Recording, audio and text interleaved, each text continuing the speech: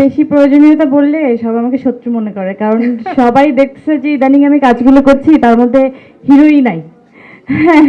তো সবাই ভাবছে যে কি ব্যাপার, আমি হিরো ছাড়া মানে কাজ কিভাবে স্টার্ট করছি এবং কিভাবে শেষ করছি। তো আবার যখন হিরোদের সাথে কাজ করি তো প্রমোশন আবার হিরোদেরকেও পাওয়া যায় না ঠিকঠাক করে। তো আমি কাজ করতে এসেও নানা ধরনের আম, মানে এভাবে আমার বলা উচিত না, সবাই এমনিতেই আমাকে একটু শত্রুতা বেশি ভাবে।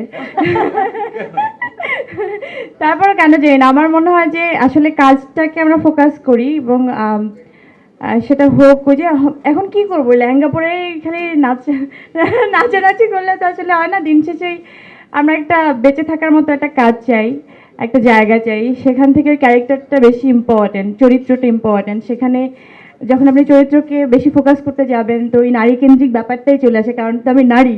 তো আমি ওই হয়েই কাজটা যখন করি তো আমার ভালো লাগে যে আমার এই টিমটার মধ্যে আমি প্রথমে ডিরেক্টর যখন মানে বললো যে একজন নারী ডিরেক্টর, তো আমি বললাম ঠিক আছে চলো, প্রথম ভরসাটা পাওয়া গেল।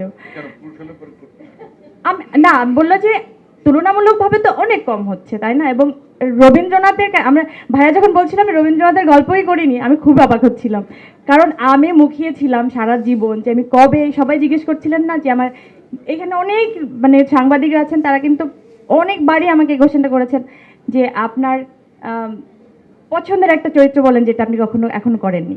তো আমি কিন্তু বলেইছি যে আমার রবীন্দ্রনাথের কোনো একটা সুন্দর একটা চরিত্র করার জন্য। তো আমার জীবনে এরকম একটা আকাঙ্ক্ষা ছিল যে কবেই আমি চরিত্রটা করতে পারবো, সেখান দেখছি ভাইয়াও করে নাই।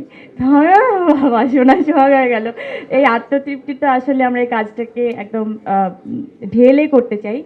দেখা যাক কতটুকু তৃপ্তি আমরা পাই এবং আপনাদেরকে দিতে পারি ইনশাল্লাহ। আপনারা দোয়া করবেন, আমরা পুরোটাই যথাযথভাবে চেষ্টা করব।